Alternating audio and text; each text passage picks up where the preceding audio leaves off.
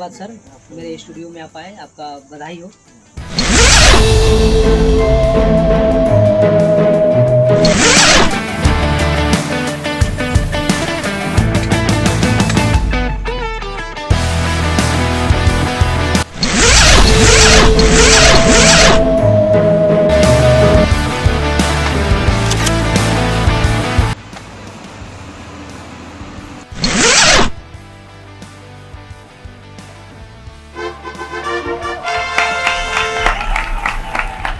हमारे बीच जुड़े हुए हैं रहमान सर। रहमान सर, मेरे चैनल में अपना लाइफ जर्नी में आपका तहे दिल से स्वागत है। तहे दिल से स्वागत है और आपकी टीम को भी मेरे तरफ से स्वागत है। तो रहमान सर, आपको मालूम होगा कि ये जो हमने आपको जो पॉडकास्ट ले रहे हैं इसमें कड़वी सवालें भी होंगे, तो क्या आप इसका जवाब देना चाहेंगे आप? बेशक, जहाँ तक संभव है मैं ज़रूर दूंगा।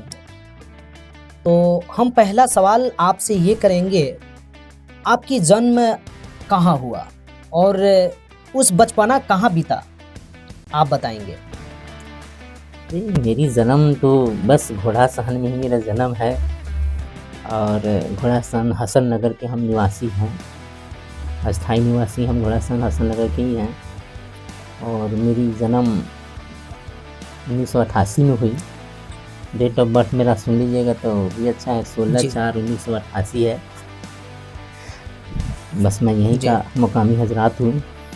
सर, आप जब अपने होशो हवास, जैसे कि अपना बचपना बीतने के बाद में जो लोगों के पहचानने का और वस्त्र अंक ये सब कुछ जानने के लिए जैसे होशो हवास जब आता है, तो आपने कहाँ से शुरुआत की है कि हम ये चीज़ जानने लगे कि ये पढ़ना है, और कहाँ से अपना मैट्रिक वगैरह ये सब किए? सबसे पहली बात, मैं ये थोड़ा सा अपने मन के मंतव्य आपको सुनाना चाहता हूँ ताकि मेरे दिल की भड़ास और मेरे दिल के सुकून मिले, वो चीज़ मैं बताना चाहता हूँ। मैं अपने माँ के कोख से सही सलामत जन्मा हूँ। अच्छा। जब मैं 6 बरस की उम्र हो गया तो मुझे पोलियो ग्रस्त हो गया। मैं पोलियो ग्रस्त हूँ और ये पोलियो जो है, उस वक्त मेरे माता पिता अनपढ़ थे, ज़्यादा कुछ समझ नहीं पाए कि कहाँ इसका उपचार हो सकेगा, मैं अच्छे जगह पर कैसे जाऊँ, या उस वक्त की मेडिसिन लोग नहीं जानता था, या बिहार सरकार की तरफ से या कोई सरकार की तरफ से पोलियो ड्रॉप जो अभी उन्मूलन जो चलती है उस वक्त नहीं चलता था, या चलते भी होंगे तो मेरे माता पिता समझ नहीं पाए। तो 6 वर्ष की आयु में मैंने पोलियो ग्रस्त हो गया। उसके बाद मैंने घर पे चलना, धीरे धीरे बैठ के चलना, भौंगा बन के चलना। उसके बाद धीरे धीरे मेरे पिता जब इलाज कराना शुरू किए तो मेरे माता पिता, मेरे दादा दादी भी थे, उस वक्त जीवित थे। काफ़ी पैसे खर्च करके जहाँ तक मुझसे संभव हो पाया मुझे इलाज कराया गया। इलाज के प्रोसेस में ही ये मेरा राइट पैर, जो राइट लेग है, यही पैर मेरा पोलियो ग्रसित रह गया। अब पोलियो ग्रसित रहने के बाद में अब तो सोचा कि अब मैं किसी काम का नहीं रहूँगा। उस वक्त मेरी उम्र 10 साल हो चुकी थी। 10 साल की उम्र में मैंने कपड़े को, अच्छी चीज़ों को या बुरी चीज़ों को या संगत को, 10 साल के बच्चे तो सब समझने लगते हैं, मैं भी समझने लगा। और मेरे माता पिता और मेरे समाज के जो लोग रहने वाले थे वो मुझे एजुकेशन पर ज़्यादा जोर दिया कि अगर ये विकलांग, उस वक्त विकलांग सभी था, आज ये हमारे भारत सरकार के प्रधानमंत्री दिव्यांग नाम बता दिए, लोग इंग्लिश में इसे हैंडीकैप बोलते हैं। दरअसल उस वक्त मैंने एजुकेशन पर ज़्यादा, मेरे समाज के लोग और मेरे माता पिता लोग ज़्यादा ध्यान दिए कि अगर इसके जीवन में कुछ है तो बस एजुकेशन है। एजुकेशन इसके पास शिक्षा आ जाती है कि इसके जीवन में उजाला हो जाएगा। तो सर, आपने मैट्रिक कहाँ से किए? मैंने मैट्रिक किया है कटिगनवा हाई स्कूल से। ये कौन सा जिला कहाँ पड़ता है? बस घोड़ासहन प्रखंड से बाहर है, आदापुर प्रखंड में वो स्कूल पढ़ता था और मैं तैयारी घोड़ासहन में रह के करता था। लेकिन वहाँ जो मैंने एडमिशन जो कराया, यहाँ हाई स्कूल फुल हो चुकी थी और मैंने सबसे पहले अगर शिक्षा की शुरुआत या अच्छे ढंग से शिक्षा का अगर स्रोत मैंने पाया तो मैं उस सर का नाम लेने में लज्जा नहीं करूँगा। विद्या भारती हाई स्कूल, जो राजेश कुमार चौधरी साहब हैं, वो मेरे प्रिंसिपल हैं, आज भी उनका विद्या भारती स्कूल चलता है। इसी स्कूल से मैंने तैयारी करके और कटगिनवा हाई स्कूल सद्गुरु महान कबीर दास जैसी स्कूल का नाम है, उसी स्कूल से मैंने एग्ज़ाम दिया और मैंने इन मैट्रिक में फर्स्ट डिवीज़न लाया। 418 नंबर था उस वक्त। जी। उसके आगे का पढ़ाई फिर वहाँ से निकलने के बाद कहाँ की? उसके बाद जब मैंने मैट्रिक में अव्वल नंबर आया, फर्स्ट डिवीज़न आया, तो मेरी हौसला अफ़ज़ाई हुई और मेरे समाज में मेरे माता पिता और दादा दादी जी मिठाइयाँ बाँटे, बड़ी खुशी हुई, हमें भी गर्व और हमें अंदर से अफ़ज़ाई हुआ कि अब मुझे और पढ़नी चाहिए और बहुत अच्छा लगा। और माँ बाप का हौसला जो दिया हुआ था वो तो कभी भूल नहीं सकते हैं और सामाजिक तत्व भी मेरे साथ था, तो मैंने खूब पढ़ा। और उसके बाद थोड़ा सा हम JLM जो कॉलेज है उसी कॉलेज में मैंने एडमिशन कराया और वहाँ से मैंने आर्ट्स की पढ़ाई शुरुआत की और इंटर में भी फर्स्ट डिवीज़न आया। तो सर आपने मैट्रिक में भी फर्स्ट डिवीज़न लाए और इंटर में भी। जी। आप दिव्यांग होने के बावजूद भी आखिर स्कूल कैसे जाया करते थे? उस परेशानी में इतने लगभग 1.5-2 किलोमीटर दूर है यहाँ के हिसाब देखा जाए। आप भी बोल रहे हैं कि वहाँ पे आदापुर में जैसे कोई ऐसा फॉर्म भरने जाते होंगे, तो बहुत सारे पहले रोड खराब होती थी, लेकिन इस बीच में आप इतनी परेशानी को कैसे झेले? सर मैं क्या बताऊँ कि जब मैं आदापुर कटगिनवा हाई स्कूल में फॉर्म अप्लाई करने गया, उसको जब मैंने फिलअप करने गया तो मेरे सहपाठी जो थे, क्लास साथी थे, हमको बाइक पे बैठा के ले गए, वहाँ से मेरे साथ फॉर्म भरे, सब कुछ किए। सेंटर मोतिहारी पड़ा, वहाँ भी मैंने गया, इतना से एग्ज़ाम दिया और सरकार द्वारा वित्त प्रदत्त से एक जो ये साइकिल होती थी, ट्राई साइकिल जी, जिसको जी। कहा जाता है, अपने हाथों से चलाता था। बड़ी दुःख की बात है कि मैं ब्याह करने के बाद मेरी आँखें आँसू से भर जाती है और रूह काँप जाती है। उस साइकिल को मैंने चलाता था, बड़ी धूप थी, मुझे चप्पल पहनने भी नहीं आता था। उसी साइकिल से मैंने अपने स्कूल किया, अपना कोचिंग किया, मैंने JLM कॉलेज तक भी गया। इसको चलाते चलाते मेरी ये अखुरा जो है दर्द करने लगता था। आते थे, माँ से कहते थे, मेरी माँ कभी दूध में हल्दी मिला कर देती थी, कभी तेल मालिश कर देती थी, बहुत सारी कष्ट थी। रहमान सर इतना अभी नर्वस होने की ज़रूरत नहीं है, आँख में आपके आंसू नज़र थोड़ा हमें लग रहा है कि सामने से व्यूअर्स देख रहे हैं। नहीं।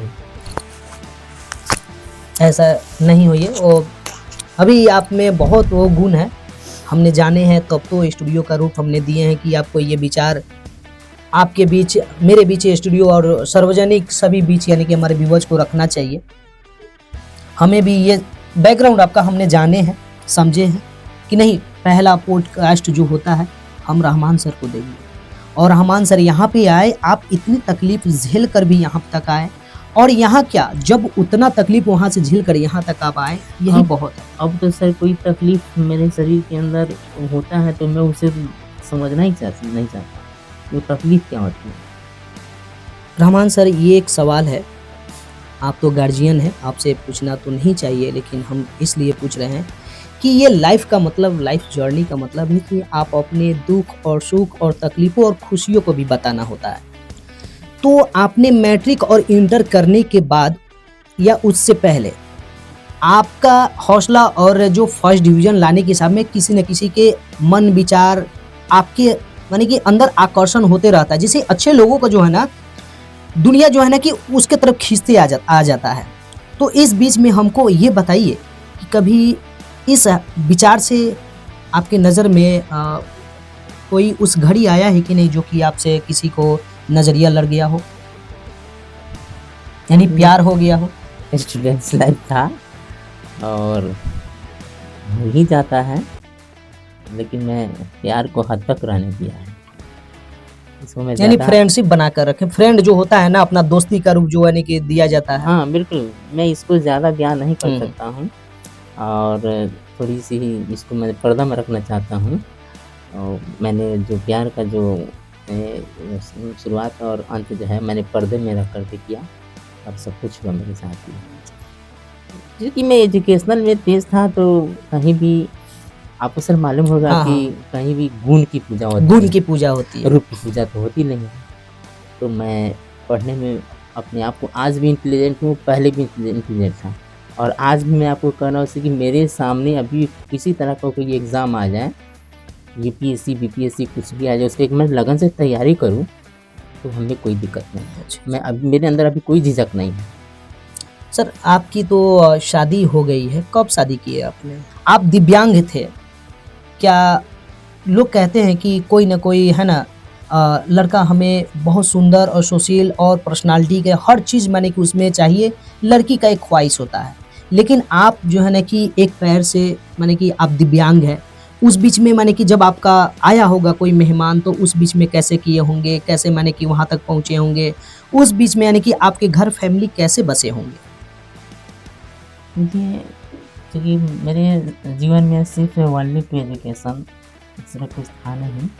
जब मैं जॉब से पहले नहीं था, जॉब से पहले मैं जब था अपने जीविकोपार्जन के लिए, तो एजुकेशन के साथ-साथ जब मैं जैसे बड़ा हुआ तो मुझे हर चीज़ की ज़रूरत पड़ी।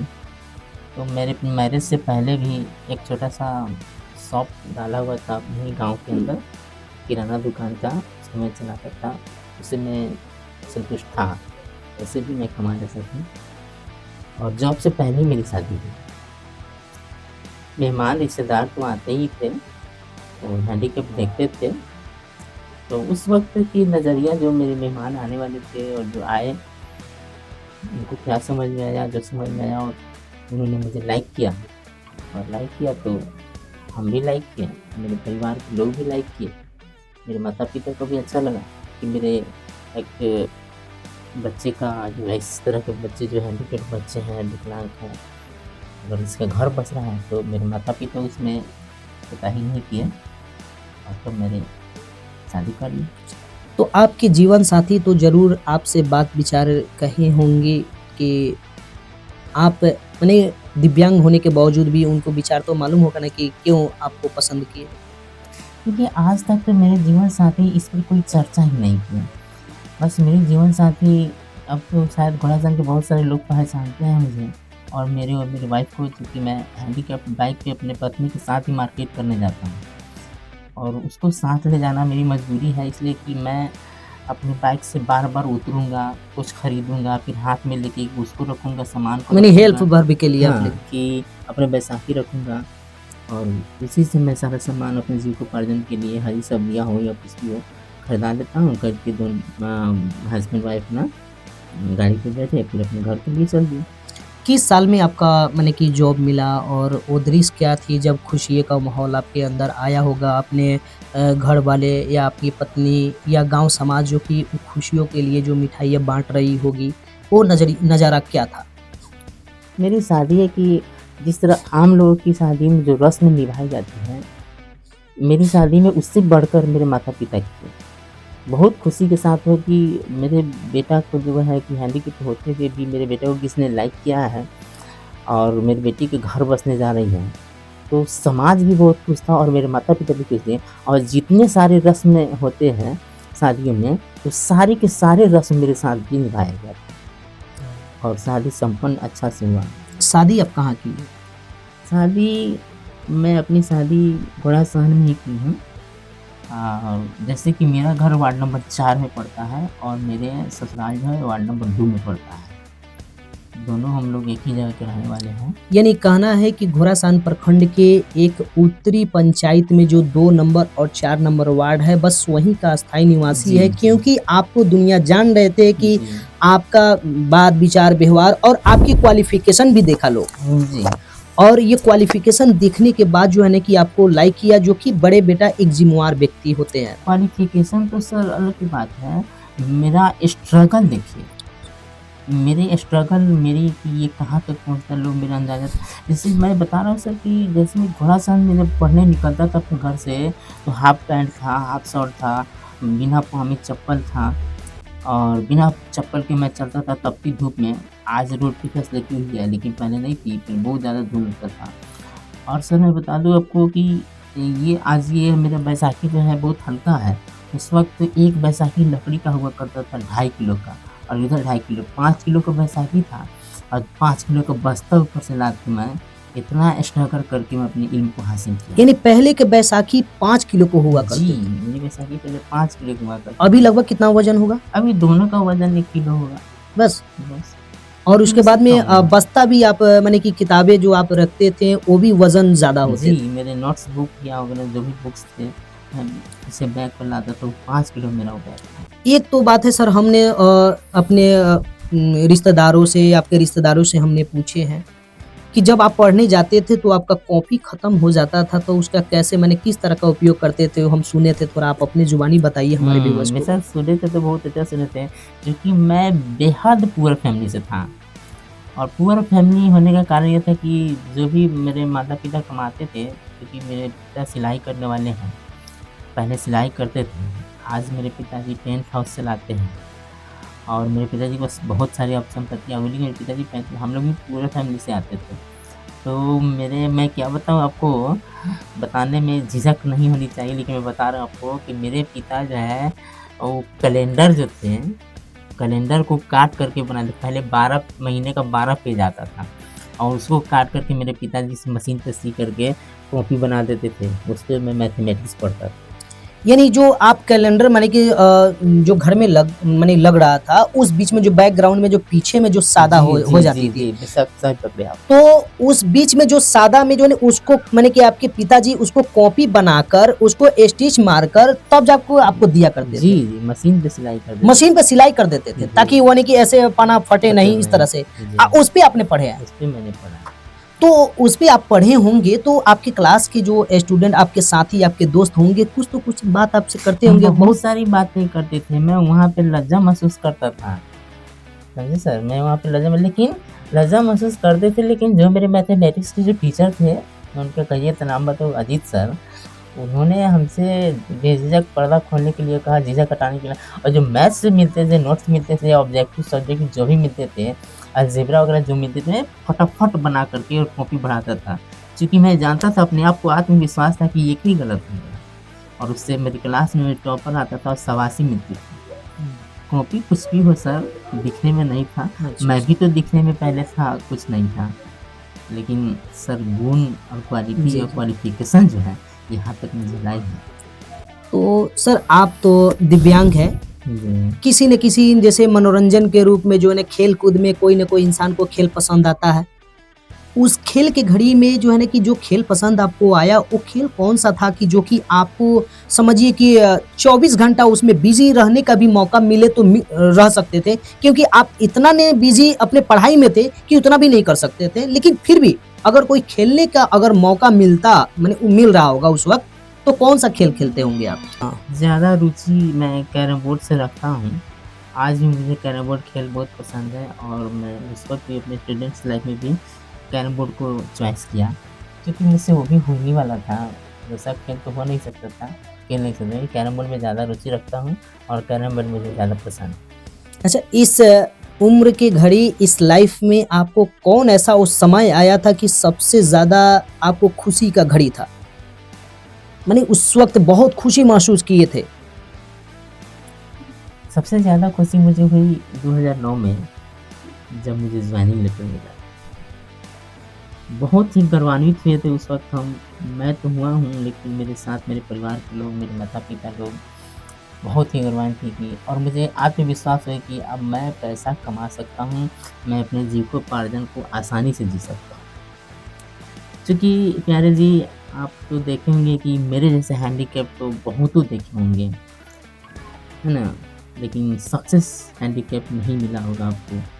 और मुझे इस चीज़ के लिए तरस आता है कि मेरे जैसा हैंडीकैप कोई होता हो, वो रहते हुए अशिक्षित रह जाए, तो वही बस नशा के रूप में अपना कहीं बिछड़ा पड़ा हुआ है, या तो मांगता खाता ज़िंदगी गुज़ारे। तो उस चीज़ को मैंने बहुत बार व्याख्या किया है विकलांगों के सामने, दिव्यांगों के सामने। मैं विकलांगों से बहुत ज़्यादा रुचि आज भी रखता हूँ। मैं उसको प्रेरणा देता हूँ कि मेरे साथ ऐसे करो, वैसे करो, मैं आपको शिक्षा देता हूँ। आज की डेट में मैं किसी हैंडीकैप को तो मदद भी करता हूँ, उसको बुक्स वगैरह देता हूँ, पैसे भी मैं दे देता हूँ कि जाओ इसको करो। मैं तो कई विकलांगों को, कई दिव्यांगों को मैंने दुकान खोलने के लिए पैसा दिया है। यानी आपका ये कहना है कि आपने जितने दुःख झेले हैं, वो आप महसूस किए हैं, सामने वाले को आप दुःख को, दर्द को जान रहे हैं कि विकलांग का परेशानी होता क्या है। इस चीज़ को जानकर आप उनको हेल्प करते थे। इस और वो घड़ी थोड़ा हमको बताइए कि जिस दिन आपको सबसे ज़्यादा इस पैर के वजह से आपको दुःख महसूस हुआ होगा, तकलीफ़ महसूस हुआ होगा, जो कि अफ़सोस करते होंगे कि काश हम अगर दिव्यांग नहीं होते, तो आज इस मकाम पे रहते।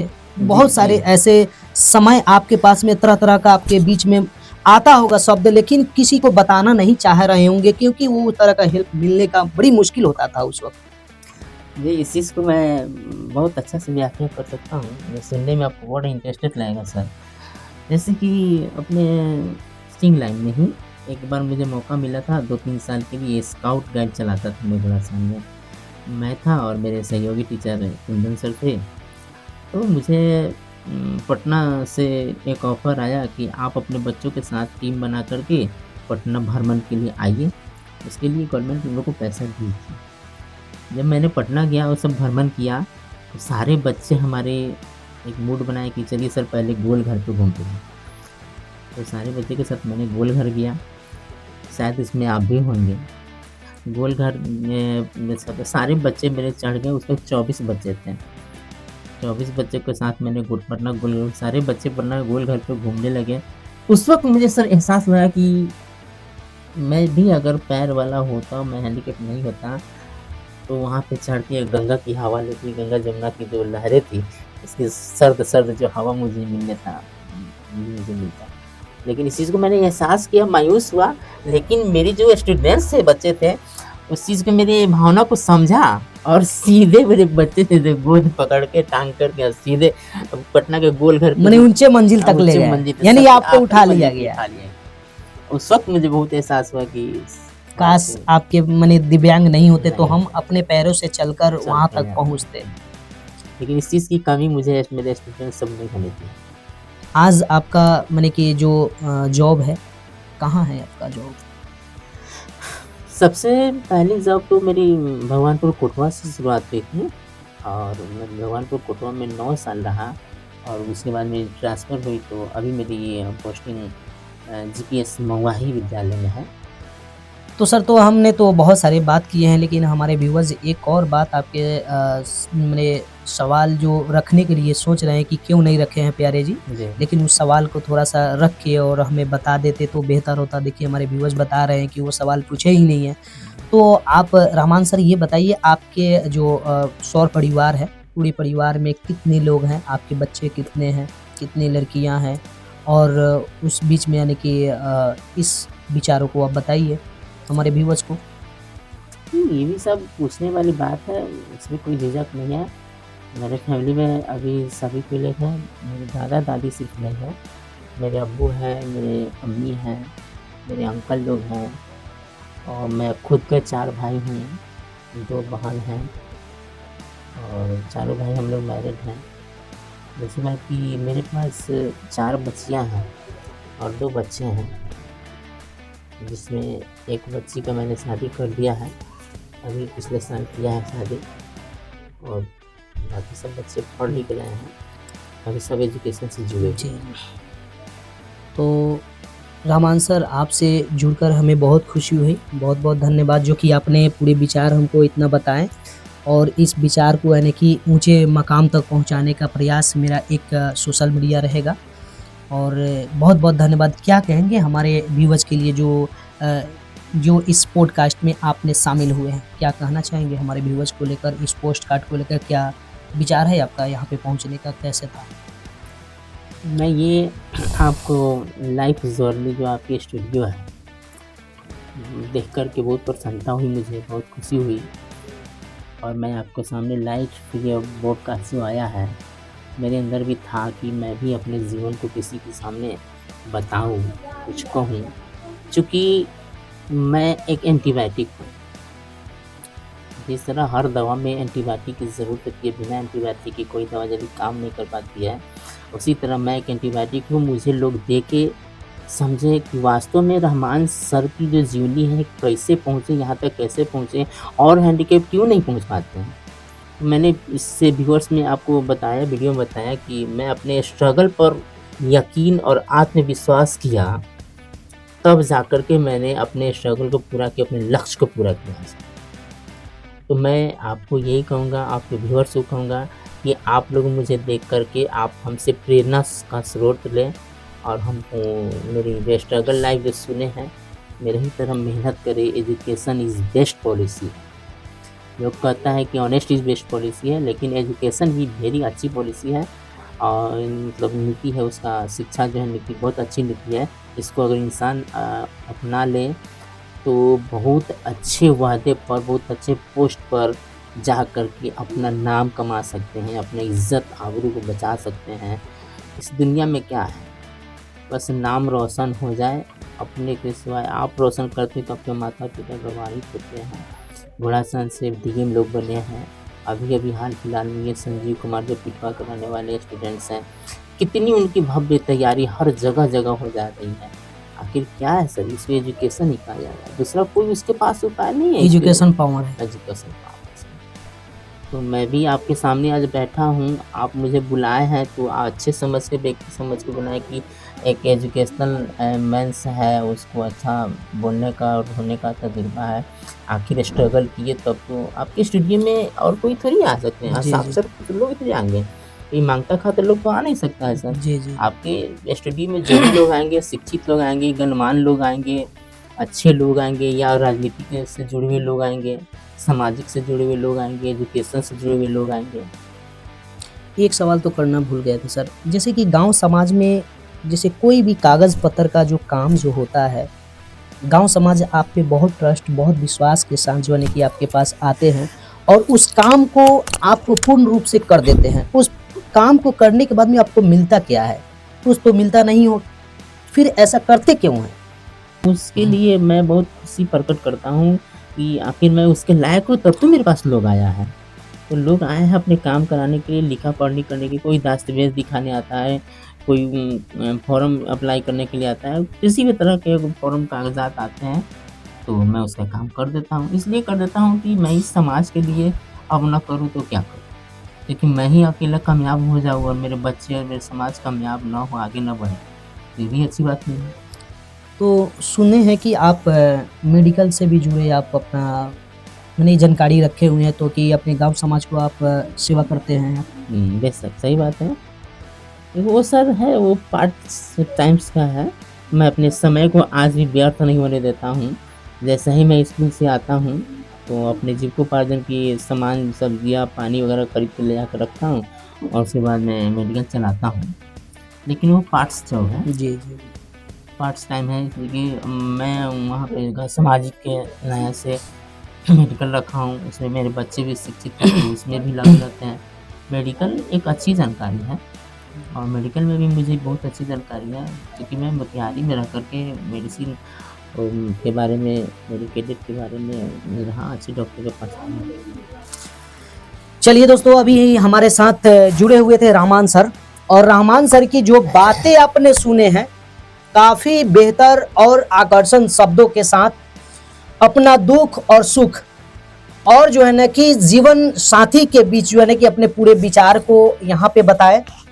बहुत अच्छा लगा सर आपसे हमें जुड़कर, आपसे मिलकर।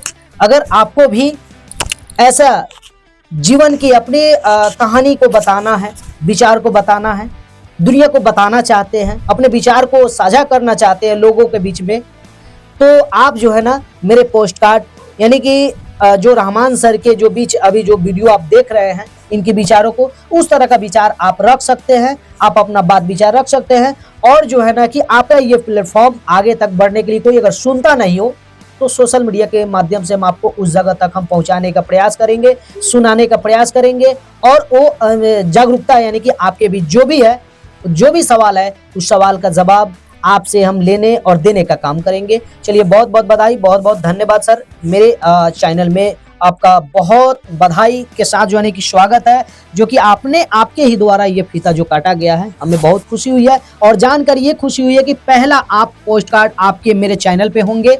मेरे चैनल को आप लोग जरूर शेयर कर दीजिए और सब्सक्राइब कर दीजिए। और रहमान सर के जितने भी रिश्तेदार हैं, जितने भी इनके दुख को और सुख को जानने वाले हैं, इस वीडियो को जरूर देखिए और एक शेयर कीजिए और सब्सक्राइब जरूर कीजिए, जो कि इनकी तकलीफ जितना आप इस वीडियो में देखे हैं, जितनी खुशी देखे हैं, सुने हैं, वो बिल्कुल 100% सही है। चलिए, बहुत बहुत धन्यवाद।